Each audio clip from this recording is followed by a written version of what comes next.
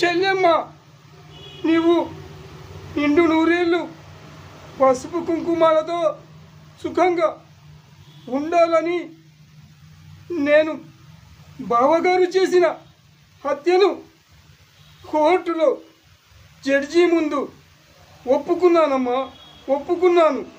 ఇక నీవు సుఖంగా సంతోషంగా 100 ఏళ్ళు జీవించమ్మా, జీవించు. కానీ రేపే జడ్జి గారు నాకు ఉరిశిక్ష విధించారమ్మా, ఉరిశిక్ష విధించారు. అయినా నేను సంతోషంగా భరిస్తానమ్మా, సంతోషంగా భరిస్తాను. ఎందుకంటే నువ్వు నా చెల్లివి, నువ్వు నా చెల్లివమ్మా. అందుకోసం నువ్వు నిండు నూరేళ్ళు ఉంటే, సంతోషంగా ఉంటేనే నాకు చాలమ్మా, చాలు, ఈ జన్మకు చాలు.